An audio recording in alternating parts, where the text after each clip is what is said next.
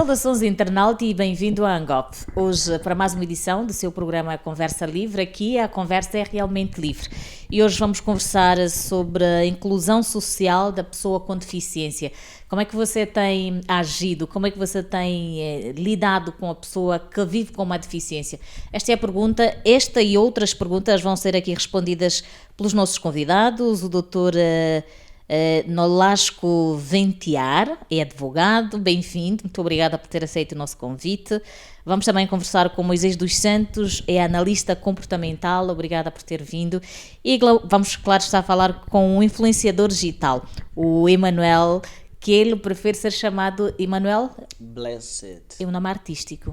Bem-vindo, Emanuel. Obrigado. Eu vou começar mesmo por ti. Como é que estás? Estou bem, graças a Deus. O que é para si a inclusão social de pessoa com deficiência? A inclusão social é um processo de integração de todos os cidadãos, não importa muito as condições financeiras, físicas, emocionais, culturais ou ainda sociais. É um processo que nós devemos olhar para todo mundo e ser incluso na sociedade. É exatamente para começar a enfatizar sobre a inclusão social. Muito bem. Doutora Nolasco Ventiar, um nome muito peculiar, bem-vindo uma vez mais. Ok, obrigado, muito obrigado. Juridicamente, quando falamos de inclusão, estamos a falar exatamente de quê? Quando falamos de inclusão, estamos a falar do processo e da capacidade de integrar no sentido de prevenir, proteger, dar o devido tratamento e de integração propriamente dita das pessoas com alguma incapacidade ou concretamente com alguma redutibilidade física ou psíquica no seio social, concluindo com o dever de cuidado e do devido tratamento, como disse anteriormente, de respeito e solidariedade para com as pessoas que se encontrem nesta condição. E tudo isto é respaldado constitucional e legalmente. Não é por acaso que a nossa Constituição reserva um artigo 83º que fala concretamente sobre a questão do tratamento, da proteção, da integração, da reabilitação, do papel da sociedade ou do Estado na sensibilização social em relação ao dever de integração e de solidariedade com as pessoas com deficiência, quer física, quer psicológica. Portanto, há um conjunto de diplomas legais, desde leis, falamos agora da Constituição, acompanha as leis, decretos que visem a dar o tratamento a esta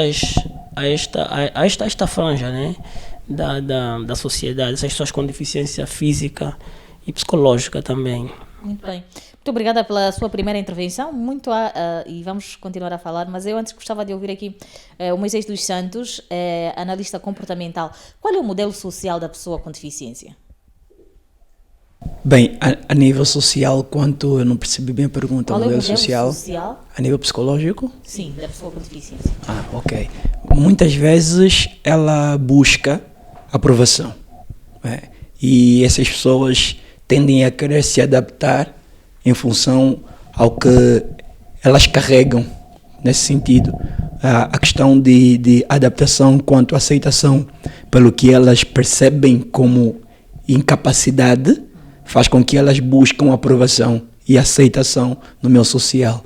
E essa busca constante às vezes deprime, às vezes causa problemas neurais que faz com que elas não conseguem muitas vezes, mesmo tendo impossibilidades físicas, elas não conseguem ter estrutura emocional. E várias vezes elas fazem uma leitura social e veem como são tratadas. E da forma que são tratadas, elas conseguem tratar a si mesmo por causa da forma que são tratadas. Então, socialmente, elas têm essa aparição. Elas só conseguem ser aprovadas quando são vistas com aprovação pelos outros e só conseguem notar que têm valor quando veem que realmente as pessoas à sua volta valorizam elas. Então, neste contexto, existe a necessidade de promover a inclusão social da pessoa com deficiência? Sim, com toda certeza, mas além de existir, na verdade existe essa inclusão. Na verdade, o que falta é as pessoas terem uma educação social e psicológica, né, para saberem entender, na verdade, que essas pessoas existem, né, e lidar com elas. Elas podem nascer em qualquer meio familiar, que é a sociedade em miniatura. E se não tiverem uma educação pautada pelos princípios, elas não conseguirão saber lidar com pessoas desse género. Existem muitas coisas que condicionam várias pessoas com essas necessidades. Desde o tratamento a nível da saúde física, não é? Da higiene, nesse caso que eu quis dizer, da higiene, todo outro processo. Os pais, se não forem educados a isso, se não forem ensinados a isso, não saberão também tratar os seus filhos deste modo. Eles vão crescer entendendo que tem que se desarrojar. Vamos só dar um jeito. Já estamos aqui, vamos só já dar um jeito. Como é que se faz? As pessoas poucas vezes buscam, né, uma orientação profissional para saberem lidar com... E existem poucas pessoas sérias que orientam de forma profissional, né, famílias e pessoas com essas deficiências. Pois, então precisamos olhar para isso. Eu gostava que o doutor Nolasco falasse um bocadinho mais também sobre isso, mas antes eu vou ouvir da primeira pessoa. Emanuel, quais são os problemas que você enfrenta durante o dia a dia? Geralmente, eu particularmente enfrento várias dificuldades, né? Como já estava a dizer, o maior problema está na discriminação das pessoas. Mas vocês se impõem também? Há uma imposição de Na verdade, essa é uma resposta não muito genérica, porque nem todo mundo consegue se impor, né? Porque muitas pessoas com deficiências, conforme já disse o doutor, acabam por deprimir-se e não lutarem por aquilo que ela acredita. Por essa razão é que as pessoas nos tratam conforme nós mesmos nos tratamos. Se eu me tratar com pena, as pessoas vão me ver como alguém coitado. Então precisa, de certa maneira, a pessoa levantar e ter uma capacidade mental e acreditar que pode fazer alguma coisa. Então, as dificuldades que eu tenho enfrentado, e acredito ser também as dificuldades de muitas pessoas, é por causa mesmo da discriminação. Discriminação no âmbito geral, né? Porque na procura de emprego, por exemplo, nas infraestruturas, né? Por exemplo, tem muita gente que vai procurar emprego, eu já passei por isso também, e então nós conseguimos ver que não se pensa nas pessoas com deficiências quando se está a construir. Então nós encontramos várias dificuldades nos transportes, sejam eles públicos ou privados, e quando nós vamos, por exemplo, a uma empresa, seja ela pública ou privada, nós conseguimos notar a falta de rampas indica que esta instituição foi construída para uma minoria parte, sim, pensando apenas nas pessoas que não têm deficiências físicas, porque eu acredito que todo mundo é deficiente até certo ponto, mas ali há aquela diferenciação. Existem pessoas que são deficientes mentais, outras físicas, por aí fora. Então, voltando mais para as pessoas que são deficientes físicos, essas são as maiores dificuldades, e quando vivem sozinhos ainda mais também. Eu consigo olhar para ti e percebo que o facto de hoje usares a internet para divulgar alguns conteúdos ligados à deficiência que tens, tem servido de motivação para outras pessoas. Muito, porque eu, conforme disse, eu olhava para o Miguel Buela foi uma referência minha, ou é uma referência minha até agora, porque eu vi e ele disse, se ele consegue, eu também posso fazer. Então eu comecei a fazer, porque eu não queria ser olhado como um deficiente, né? Como as pessoas têm dito às vezes, nós somos pessoas normais. Na minha concepção, não existe pessoa normal, nem anormal. Existem pessoas, yeah. Ponto final. Porque quando eu olho para alguém e eu falo, eu sou normal, e aquela pessoa não é normal, já estamos a ser preconceituosos, já estamos a discriminar. Então a discriminação também começa mesmo quando nós abrimos as nossas bocas e vamos proferir palavras. Eu sou normal porque eu não tenho nenhuma deficiência. Nesse caso, se eu sou normal, existe anormal. Se existe feliz, existe infeliz. ali está essa percepção. Então, as redes sociais têm servido como uma automotivação, né? E também como uma motivação para outras pessoas. Se ele consegue, eu também consigo. E é um pormenor muito importante que o doutor falou sobre a autoaceitação, que é a autoaprovação nesse caso. E, geralmente, essa tem sido a parasita muito grande que tem servido como um problema para nós. Nós, às vezes, procuramos muito a heteroestima. Nós não conseguimos desenvolver a autoestima. Se ele não me aceitar, eu também não me vou aceitar. Então, esse tem sido um problema muito grande. Mas, para podermos, por exemplo, lutar contra tudo isso, tem um ponto, que é a mente.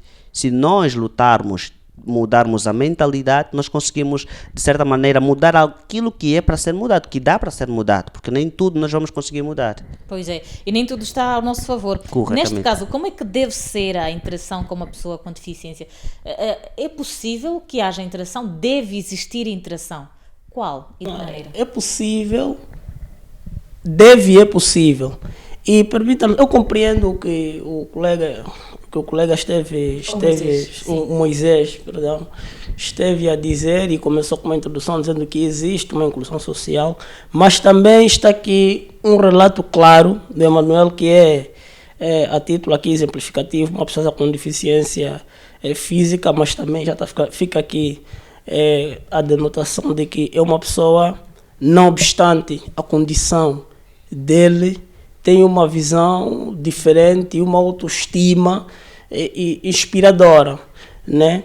E aqui, para título de acréscimo, queríamos dizer, e respondendo de forma abrangente a sua pergunta, se deve e é possível, realmente deve e é possível. E eu anteriormente fiz questão de, quando trazia aqui o respaldo quer constitucional, quer legal sobre esta matéria, né, a nossa Constituição faz referência de que o Estado angolano deve criar políticas de sensibilização relacionada ao dever de integração, né, ou de inclusão social das pessoas com deficiência. Olha, fica aqui claro o dever de coabitar, de incluir e de se relacionar. Se relacionar aqui significa dar o tratamento adequado às condições das pessoas com deficiência, quer sejam elas físicas, quer sejam psicológicas. E aqui eu quero fazer uma nota de responsabilidade que eu aqui atribuo também muito ao nosso Estado, não é? ao Estado angolano, por uma razão muito simples. Porque anteriormente eu falei do tratamento legal que as pessoas nesta condição têm. Só que não basta termos documentos que tratam sobre esta matéria, porque pronto, fica tudo bonito. Nós temos uma lei que é a Lei 21/12, que fala sobre o regime geral da pessoa com deficiência. Temos a Lei 10/16, que fala sobre os critérios de proteção da pessoa com deficiência. Temos outros decretos, 238, 237, que definem ou estabelecem a estratégia de proteção da pessoa com deficiência. Tudo isto é bom. Temos documentos legais aprovados, estão aí. O problema que se prende é relativo à execução, à materialização. E é isto que nós vemos. O relato aqui do Manuel é um relato que demonstra claramente a ineficácia destas leis, destes diplomas legais.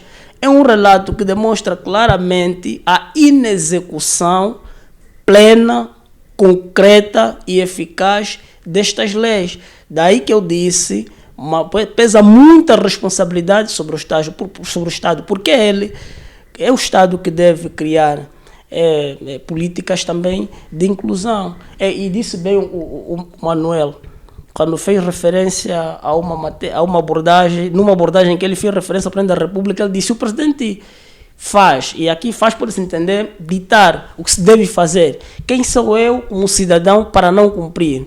Não é? Com base no princípio da respeitabilidade das nossas autoridades. Quem somos nós para não cumprir? Então, é preciso que haja uma política concreta, de realização concreta, de execução concreta. Não só termos leis, mas é preciso que o Estado trabalhe na concretização, na materialização destas leis, para evitarmos o que temos visto a todos os dias com as pessoas que se encontram nessa condição, desde as questões mais básicas e primordiais. Estamos a falar aqui da educação. É responsabilidade do Estado criar condições de educação especiais para pessoas especiais. E as pessoas com deficiência são pessoas especiais. Tanto é que, mesmo no âmbito da relação jurídico-laboral, empregador e trabalhador, há na Lei Geral do Trabalho, aqui podemos considerar uma imposição, né, um dever da entidade empregadora, não é? De não rejeição ou de aceitabilidade, ou o termo usual é mesmo este: facilitação das pessoas com deficiência ao posto de emprego. E aqui é importante deixar claro que o facilitar não significa mesmo aceitar incompetência, né? Okay. Tem que mostrar alguma... significa... Eu que o Manuel disse, peço desculpas, a tal questão, e vamos aqui chamar de com pena, né? Ter pena. Não é isso, não é. Significa que o mesmo tratamento que eu dou a um indivíduo, não vamos aqui usar o termo normal, né? Todos são normais, mas a um indivíduo que não esteja na condição de deficiência, os critérios submetidos a eles para ser aceito no mercado de trabalho é o mesmo que deve ser exigido a uma pessoa com deficiência, sem pesar a condição de deficiente, mas as suas valências, as suas competências, assim como no indivíduo que não é deficiente. E mais, mesmo na Lei Geral do Trabalho também, e nesta norma que aborda sobre esta matéria, é claro em dizer que as entidades empregadoras podem colaborar ou devem colaborar com o Estado nas políticas de educação, não é, de ensino técnico, profissional ou especial e adequado para essas pessoas. Portanto, falhar aqui o primeiro elemento, que é a questão da educação, que é uma responsabilidade primordial. Nós conhecemos realidades difíceis. Falou-se aqui da questão do transporte. São heróis porque têm sabido se virar mesmo nestas condições. Há muitos problemas que o Estado deveria fazer muito mais. Nós pensamos que deveria fazer muito mais. Vamos aqui apontar também algumas soluções e naturalmente ver que caminhos devemos seguir, mas eu passo agora aqui a bola para o Moisés. Os direitos, e já falamos aqui dos direitos e vamos falar dos deveres e depois das responsabilidades, mas como é que devemos eliminar as barreiras sociais, culturais e também da mobilidade das pessoas com deficiência? É possível? Do ponto de vista psicológico, é possível porque fala-se sobre potencialização da mente. O desprender a nível do conteúdo a oferecer, como eu quero que essa pessoa aprenda o que eu ensino. Se eu for oferecer ao meu filho uma determinada educação que já causa nele um sentido de discriminação, quando ele for se socializar, a primeira tudo que ele vai ter vai ser essa, de discriminação. E a educação pautada da base é a que causa maior problema hoje aos adultos. Os mal educados na infância se tornaram péssimos adultos hoje. Porque quando nós trazemos uma educação que é lesada no ponto de vista avaliativo, por exemplo, se o meu filho, eu tenho 2 filhos, imagine, e eu já começo a trabalhar com eles a nível de qualificação, né? Dou mais atenção a um do que a outro. Ou então, a péssima educação que muitos pais trazem quando eu for comprar um presente para a Tissola, eu devo automaticamente também comprar um presente para o Enzo. É uma forma, do ponto de vista psicológico, errada de educar. Por quê? Porque o Enzo vai ser egocêntrico. Ele vai achar que também merece porque a Tissola mereceu. Automaticamente. Mesmo não merecendo muitas vezes. Exatamente, porque se eu estou a presentear a Tissola é porque a Tissola teve um comportamento do ponto de vista avaliativo que eu gostei. E eu vou passar no supermercado, vou levar essa coisa para a tiçola. Chego a casa, quero dar na tiçola, o Enzo está a jogar no chão. Não, eu já devo entender que o meu filho está a se inclinar para uma atitude discriminatória. Que amanhã, quando for socializar, vai ter a mesma atitude com os colegas e com os colegas de trabalho ou na escola. Então, são coisas que desde a base começam a se eliminar e faz-nos referência também analisar como nós somos convidados a fazer tudo isso. Todos nós somos convidados a trabalharmos para a transformação social a nível de coisas que não estão aí, do ponto de vista cultural, bem. Nós somos convidados a isso. Então, se existem instituições privadas, é porque pessoas que entenderam suas responsabilidades disseram: eu não vou seguir o mesmo padrão e vou fazer diferente, então vou construir isso. Eu falo sobre a adaptação de pessoas com deficiência. Existem instituições privadas que têm essa adaptação, que têm essa inserção de pessoas especiais ou pessoas atípicas, existem. Mas só que o problema está na economia. São muito caras muitas vezes. É aí onde vem a educação capitalista. Se eu não ensino os meus filhos a educação comunista, eu não vou conseguir fazê-lo entender que amanhã ele deve ser humanista com os outros. Eu se lhe ensino, meu filho, você tem que ser um grande homem, como teu pai é. Meu filho, o dinheiro é importante. Você tem que entender que o pai, como tem um grande carro, você também tem que ter uma grande escola. Eu estou ensinando meu filho a ser capitalista. Amanhã, quando ele socializar, você vai ser discriminalista, vai começar a tratar os outros do ponto de vista de discriminação, porque ele aprendeu que tem mais valor quem possui bens materiais. Isso começa a dificultar um pouco no tratamento com pessoas com essas deficiências. Nós começamos a olhar para elas como pessoas, elas é diferente de mim, então ela não é do meu grupo. Assim como fazemos com pessoas também que criam sua sociedade. Tem a sociedade light, né? Onde os que têm grandes carros, as grandes mulheres e tudo mais, convivem e dizem: esse é o nosso grupo. E se separam daqueles que não têm uma condição financeira, ou tratam eles como pessoas que têm que ser trabalhadoras deles. Então, a potencialização da mente humana é a melhor resposta para essa questão. Faz-nos com que cada um consiga entender o valor que possui, não no ponto de vista material, mas no ponto de vista de qualidade emocional. É o grave problema que nós temos a nível de expressão social. Nós temos dificuldade na gestão emocional. Se eu não tenho uma boa gestão emocional, ainda que eu tenha deficiência ou não, eu vou ser uma pessoa sem produtividade, porque eu não tenho uma gestão emocional. Mas quando eu tenho uma potência emocional, quando eu sou bom naquilo que eu sei que faço, exemplo, eu sou educador. Eu não sou simplesmente um educador, eu sou um bom educador. E posso aqui afirmar que eu sou um dos melhores educadores a nível infantil de Angola. E ninguém pode mudar isso. Eu é quem digo.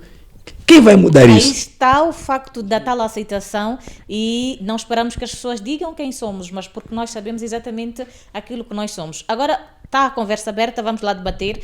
E a pergunta que não se quer calar, obviamente: quais são os maiores desafios que vocês vivem, Emanuel, que as pessoas ou a pessoa com deficiência vive? E eu gostava que vocês também abordassem um bocadinho, que falássemos mesmo de forma muito aberta. Como fazer? O que é que devemos fazer para contornar o que nesta altura está mal? Primeiro, eu costumo sempre a dizer, antes de resolvermos um problema, temos que identificar o problema e depois não nos fixar no problema e olhar para a solução.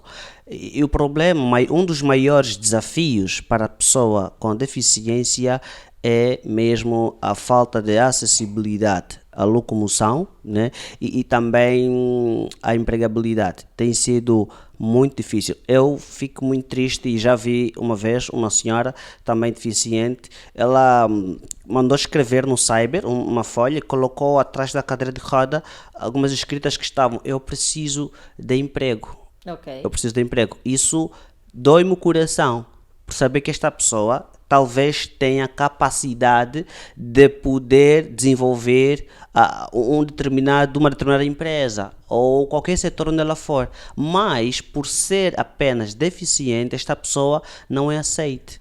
Ali fica complicado, então, como dizia o doutor, precisa-se de certa maneira ter a mesma posição Eu costumo sempre a defender isso, e eu já estive num debate na Rádio Nacional, onde o doutor disse assim, nós temos uma lei que rege, por exemplo, a entrada de pessoas com deficiências na função pública ou nos concursos públicos. E eu disse, ao criar esse tipo de lei, estaríamos a criar duas sociedades. Na minha opinião, não existiria isso. Ok. O mesmo tratamento que tem para a pessoa que não tem deficiência é o mesmo que tem que ter comigo. Porque às vezes as pessoas pensam, o simples fato de me tratar com muito amor, estão a me tratar bem. E quando me tratam com muito amor... Às vezes não é isso que se precisa? Não, às vezes não. Muitas vezes é de quê exatamente que vocês Às vezes nós precisamos de ser tratados como tratam outras pessoas. Tal como disse o doutor, ao passar por um supermercado, compra um presente para a Tissola e não para o Enzo, por exemplo, sabe por que razão é que não comprou para outra. Então, eu não preciso ser tratado com muito carinho, com muito cuidado. Não, calma, não mexa, não faz isso, olha. Não, eu não preciso, não preciso disso. Que agora a altura podia partir. Sim, eu preciso ser tratado como qualquer pessoa, Ok. por exemplo. E isso faz-me lembrar quando, por exemplo, a minha mãe limitava-se a mandar-me, por exemplo, a fazer alguma coisa. Mandava sempre outras pessoas e falava, não, eu posso não fazer alguns trabalhos que exigem o meu físico, mas eu posso fazer outros tipos de trabalho. Então, se mandar alguém à pracinha, por exemplo, eu posso pegar no meu amigo, olha, vamos, a minha mãe mandou à pracinha, eu vou me sentir bem, porque eu estou aí comprar o que a minha mãe mandou. Agora, quando eu fico só em casa e a mãe manda quem tem condições físicas, ali não está a me ajudar. Então a exclusão parte mesmo de casa. Corretamente, é o que o doutor disse. Exatamente. E acredita-se que a nossa forma de olhar para as coisas, não é que faz com que nós tenhamos determinados comportamentos. Porque nós olhamos muito de formas a querer julgar, não é, a situação, se antes fazemos uma leitura do ambiente. Porque existem pessoas que, da forma que foram educadas, elas não têm até essa deficiência, não é? Não têm essa deficiência física, mas têm graves problemas de adaptação social. Não é? Porque a educação traz aqui pilares, como aprender a ser, a conhecer, a conviver e a fazer. Se eu aprendi a ser, eu não tenho problemas nenhum de ser quem eu sou diante dos outros. Se eu aprendi a conviver, não teria problema de conviver. Então, é importante, respondendo a pergunta que fez, é importante nós educarmos as pessoas e dizer, olha, o mundo está cheio de situações que a nível da concepção de alimentos e tudo mais, vêm coisas que parecem que não são normais para nós, estão a se adaptar conosco. Precisamos ter uma forma de tratar essa situação.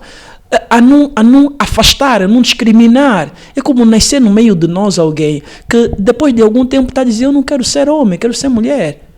Tudo bem, eu vou olhar para aquela posição. O ponto primeiro que eu tenho que ter é respeitar aquela decisão e fazer de tudo. O nosso grande problema, Florinda, é que a gente quer mudar a mentalidade dos outros sobre aquilo que eles pensam que querem ser.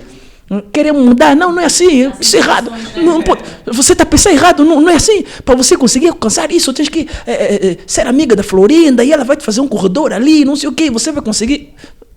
Criam determinados sistemas, né? Eu vou chamar de sistemas, para que nós tenhamos uma vida normal, uma vida completamente aceitável no ponto de vista de humanismo. Nós não podemos nos esforçar muito para ser.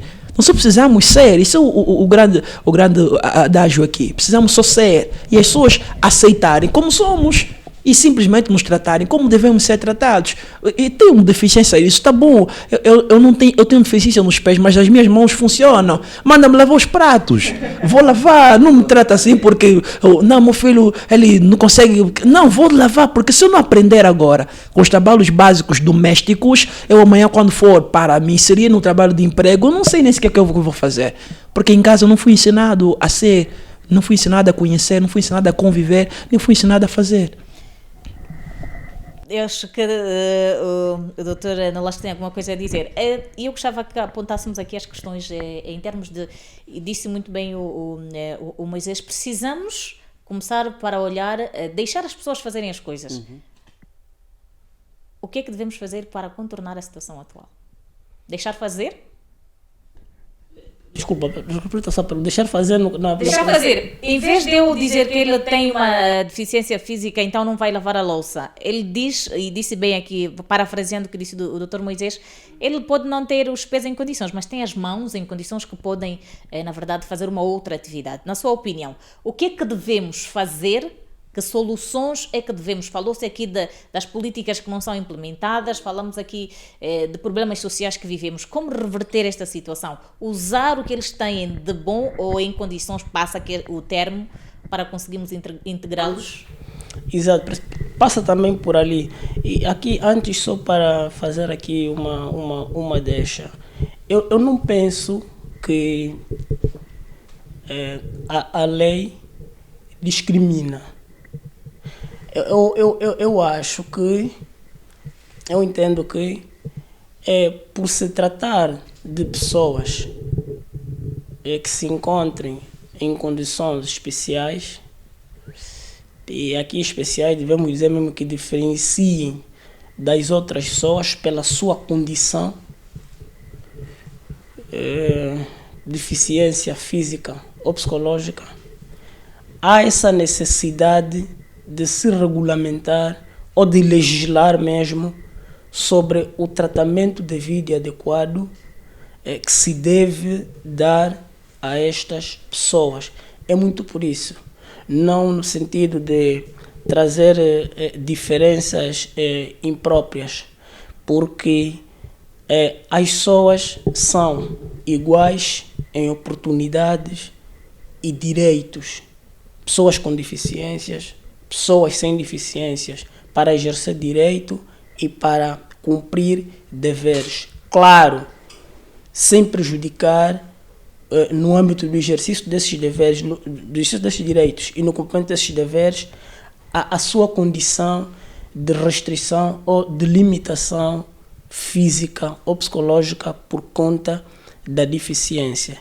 E aqui, como talvez, se calhar vai já me despedir por conta de alguma outra razão, permita-me avançar para a conclusão, e já falou-se aqui também pelos meus companheiros aqui de painel. Eu penso que, primeiro, é importante investir seriamente no fator educação, no ensino, quer no ensino geral, quer no ensino técnico, profissional, a estas pessoas com deficiência.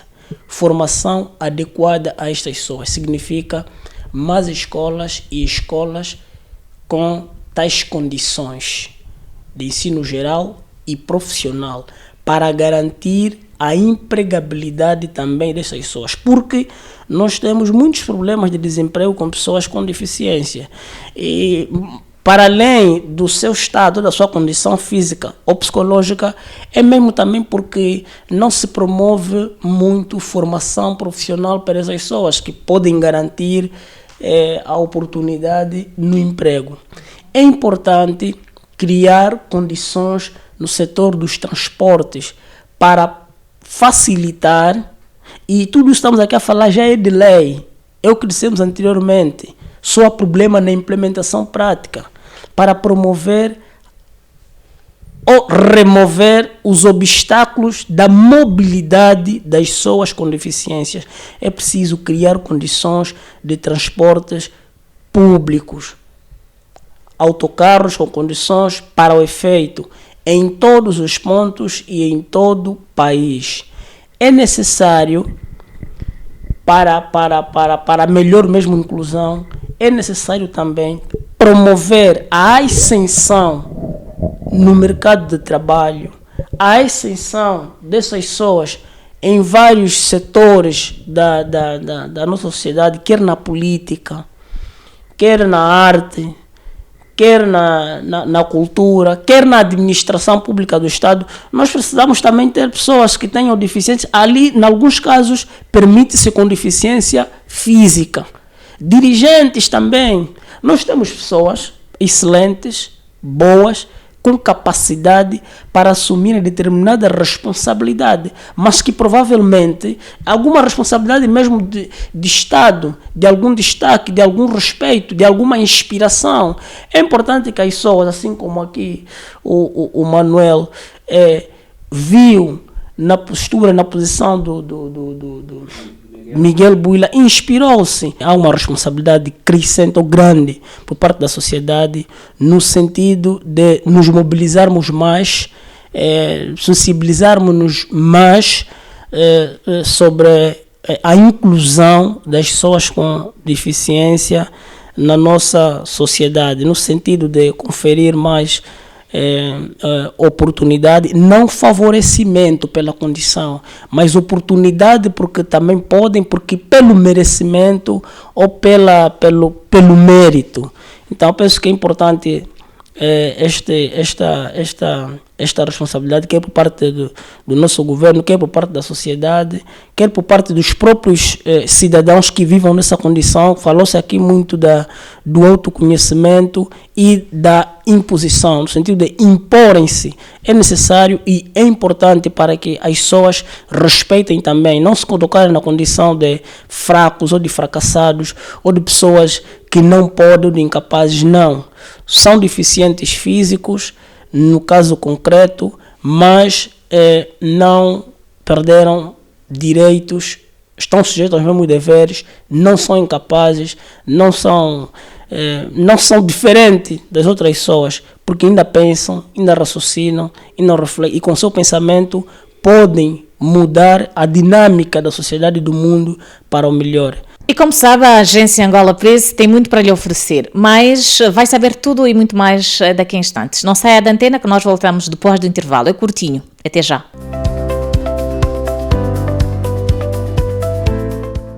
Estamos de volta depois de termos aqui apresentados a nossa grelha de programação. Apresentamos aqui o essencial do que nós oferecemos. Claro está que você pode ver tudo isso e muito mais nas nossas páginas, por isso siga, compartilhe os nossos conteúdos para que mais pessoas sejam impactadas. Continuo e agora sou com os meus dois convidados, porque já um se foi, como anunciamos, e eu vou começar talvez mesmo com o Emanuel. Emanuel, falávamos em off e disseste que muitas vezes a raiva é que motivou-te a te catapultares pelo influenciador digital que és hoje. Acreditas que foi necessário te despires do teu antigo eu para este teu novo eu? Sim, foi necessário. Foi necessário renascer. Foi necessário porque eu precisava que as pessoas respeitassem, né, quando olhassem para mim. E quando olharem para mim, não vissem uma pessoa com deficiência. Então, como dizia o Dr. Moisés, se nós fecharmos os olhos, nós vamos ver, não vamos conseguir perceber se a pessoa é ou não é deficiente. Então, era necessário primeiro aceitar que precisava passar por todas as dificuldades para poder blindar a minha mente e hoje eu conseguir fazer e estar onde eu sempre quis estar. Então foi necessário sim olhar para as coisas e falar eu quero isso, ou seja, não quero, eu preciso, porque há uma diferença. Eu simplesmente não queria, mas eu precisava, porque é uma necessidade. Eu precisava mudar, eu precisava trabalhar arduamente na minha mente, mesmo sem ter muitas outras condições. Então precisava sentir a raiva do meu antigo eu para depois me motivar para ser o que eu sou hoje. Uau. Então era necessário enfrentar os problemas, era necessário enfrentar os meus medos, porque também tenho dito às pessoas que o medo tem um lado positivo, quando bem gerenciado. Então era necessário isso.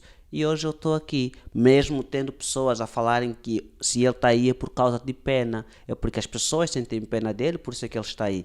Mas há uma pergunta muito simples, se for por causa de pena, seria muito fácil pegar as pessoas que estão debaixo das abdominais e poder colocá-los aqui. Então não é por pena. Eu vou usar a palavra que o doutor usou, que é potencialização mental.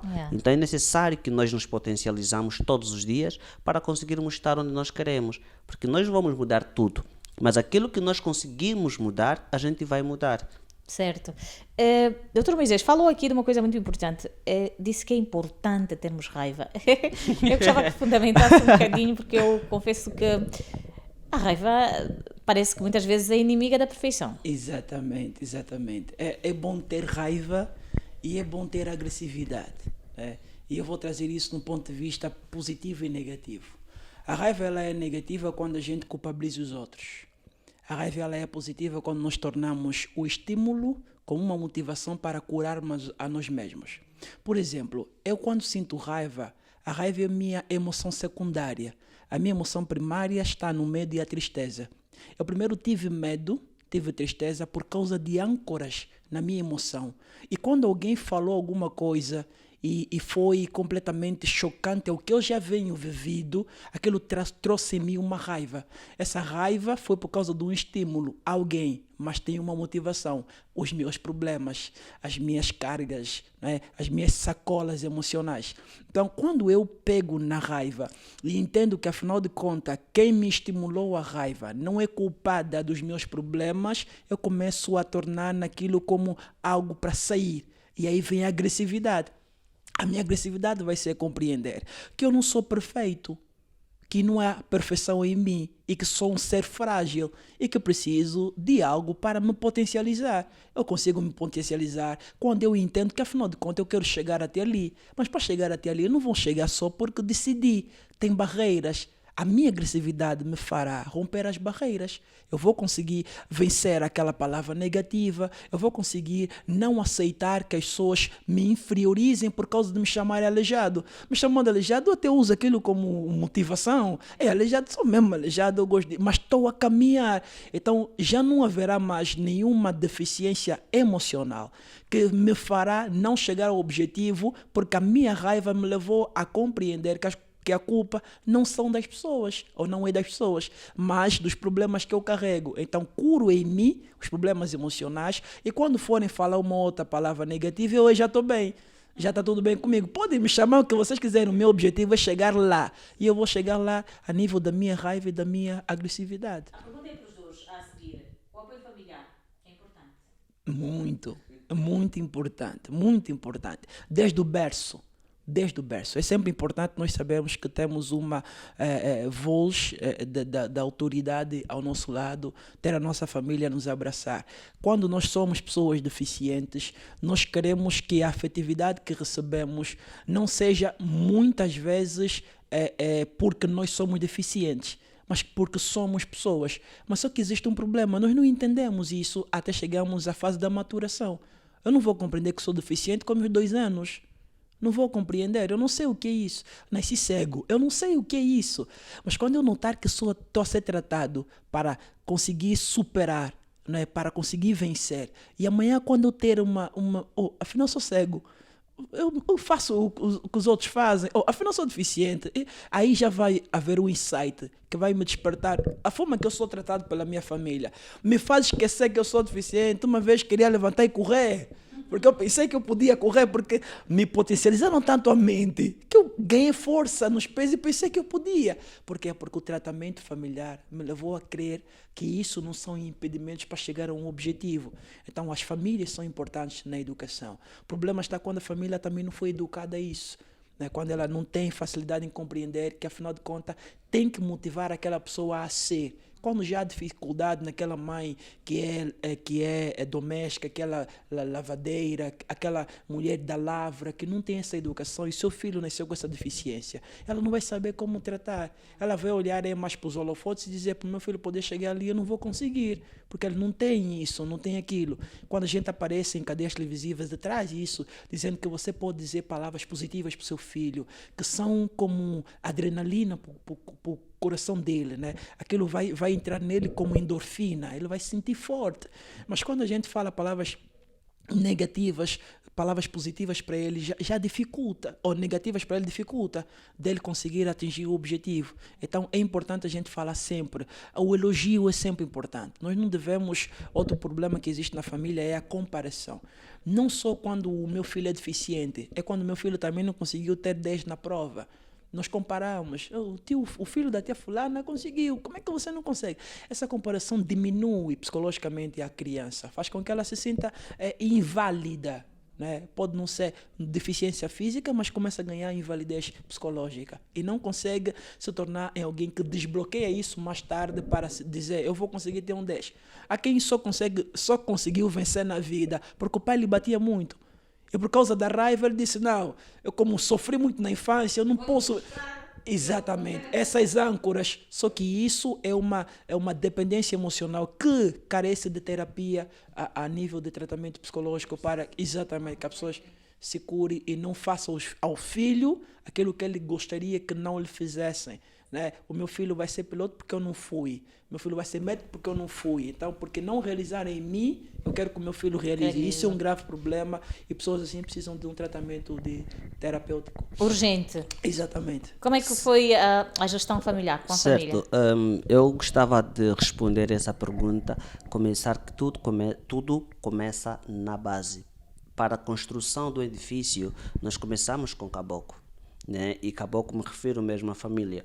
Quando a família não dá aquele apoio emocional para a sua filha, para o seu filho que tem uma deficiência, acaba por desestruturar emocionalmente aquela pessoa. Então, a família é muito importante no desenvolvimento mental. E eu aprendi muito, por exemplo, com a minha irmã mais velha. Ela sempre disse para mim, a maior deficiência não é física, é mental. Porque eu achava que por ser deficiente eu não podia fazer, eu não podia ser. Por quê? Porque quando eu falei dos meus sonhos para os meus pais, que eu poderia ser jornalista, eles logo disseram que não vais poder ser jornalista, porque os jornalistas andam muito e que tu tens que trabalhar num escritório e tal. Eu era muito protegido, super proteção. Só que eles entendiam, era a educação que eles tinham. Sim. Que a superproteção ajudaria o crescimento do meu filho, mas não. Eu logo tive que sair do berço deles para poder sofrer, sair da minha zona de conforto para o confronto. Eu precisava sofrer, eu precisava encarar as pessoas, os olhares das pessoas. Então a família ajuda muito, porque quando uma pessoa não é bem educada, não é bem pegada na família, quando a pessoa sai do seio familiar, não consegue ter um bom direcionamento no meio da sociedade. Então, graças a Deus, eu tive uma família que ajudou-me, né, a ter uma mente forte, porque a me disserem, olha, tu és assim, mas isso não quer dizer que não podes fazer, não podes ser. Okay. Então aquilo começou a ajudar-me muito, só que não é a realidade de outras famílias. Porque qualquer pessoa que tem uma deficiência, eu posso aqui afirmar que já tentou tirar a própria vida. Por quê? Por causa das bases familiares, por causa do tratamento. Tratam com muito amor, muito carinho, muito carinho. E eu aprendi uma coisa com a mentora quando fazíamos a formação, é a questão do elogio. Elogio é super bom, mas quando exagerado, acaba por estragar. Então, eu aprendi isso, porque eu antigamente era muito amor, muito amor, muito amor, mas quando comecei a frequentar outros seios onde não me elogiavam, não falavam que tu és isso, tu és aquilo, eu comecei a falar, acho que ela não me gosta, acho que é isso. Mas depois eu comecei a compreender que eu estava a ser treinado para ter uma mentalidade forte. Então, a família é muito importante para o desenvolvimento, no âmbito geral, de todas as pessoas. Pode ser deficiente como não. Porque se nós não tivermos apoio das nossas famílias, é complicado. Lembrando que ninguém nos deve nada. Ali, ninguém nos deve nada. Mas, se nós tivermos a nossa família ali para nos apoiar e nos falar que você é aleijado, e é bom nos chamar mesmo esse nome, tu és aleijado, tu não andas. Isso dói, mas depois vais conseguir filtrar o que entra e o que não sai. Porque eu não tenho controle, por exemplo, do que a outra pessoa vai falar ao meu respeito. Não tenho esse controle. Mas depende de mim se o que ela falou vai me afetar negativamente ou não. Ali já é a questão que o doutor falou sobre gerenciar as minhas próprias emoções. Então, se ele falou, tudo bem. És aleijado e é só aleijado, dói. É tipo, é usar o insulto da pessoa a meu favor. Tu és isso. Eu sou assim mesmo. Eu me aceito, sou aleijado, mas sou bem bonito, sou bem pleno e tal. Cheiro bem, sempre bem vestido. Muito bem. Nós, infelizmente, já não temos muito tempo, mas em gesto de conclusão, e começo por si, Moisés, porque como analista comportamental, contextualizando a nossa realidade, como é que devemos nos posicionar? Como é que a sociedade deve ajudar a pessoa com deficiência? Como é que devemos incluir? E de certo modo, que mensagem é mesmo, a palavra é mesmo esta, que mensagem é que deve ficar para todos? Primeiro eu vou falar para os que têm essa situação, não sei se posso chamar de patologia, né, que tem essa questão de deficiência. É sempre importante não se julgar. É sempre importante fazer uma análise e não fazer um julgamento próprio. Porque se você é o primeiro a julgar por meio das das características que você vê no outro, você começa a despoletar no seu coração ódio. E o ódio te leva ao sentimento de depressão. E a depressão te carrega para o suicídio. E se não houver no seu coração o entendimento de que existe um propósito pela qual eu fui formado assim, você não vai conseguir sair da caixa. Essa caixa que lhe bloqueia psicologicamente. Também é importante entender que as pessoas não são culpadas pelo que nos acontece. Elas são simplesmente seres que convivem conosco. Devemos primeiro entender que elas são estímulos e não causa. A causa maior de grandes deficiências ou grande deformação a nível mundial, todos sabemos. Uns fingem que não, outros sabem que, afinal, a maior deficiência que existe não é vista a nível físico. Ninguém consegue perceber. Então, todos sabem que existe o que causou tudo isso, essa deformação no que é perfeito. Então, se existe essa imperfeição por conta do que deformou, quer dizer que vai haver algo melhor. Vai haver algo que vai nos tirar disso. Então devemos entender que se eu fui escolhido para ser assim, é porque existe alguém lá em outro lado que me escolheu para criar algum plano que leve outras pessoas a um determinado objetivo. Existem pessoas que têm deficiência, e nós mencionamos muito aqui, mas a sua mente é tão positiva, tão emotiva, que o outro que não tem deficiência, você lhe pergunta, está tudo bem? A vida também...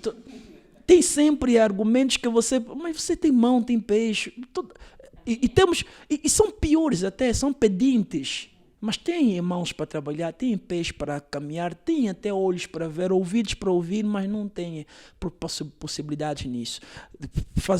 Continuando, a vocês que têm essa deficiência, saibam que existem no corpo sensores, né, como o tato, o olfato, a audição, o paladar e a visão, que muitas vezes quando você perde um sensor, outros lados recebem o dobro daquilo que você perdeu.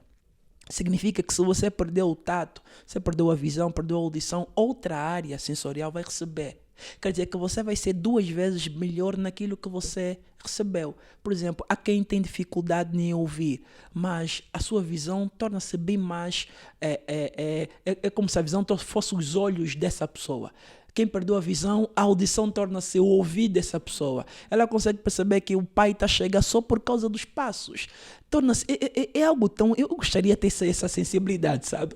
De saber que quem está chegando a Florinda só pelo andar e ter capacidade. E o grave problema que a gente tem social é saber ouvir. E estamos a começar a nos deteriorar por causa disso. A gente não tem sensibilidade em ouvir e compreender aquilo que ouvimos. O que estamos a falar aqui não é um choque para alguém, não é algo para ferir nem a você que tem deficiência, nem a alguém que devia cuidar de pessoas que têm essas deficiências. Nós estamos simplesmente a dizer que precisamos fazer alguma coisa para nos relacionarmos bem. Nós precisamos fazer isso. E é importante a gente chamar a razão a isso.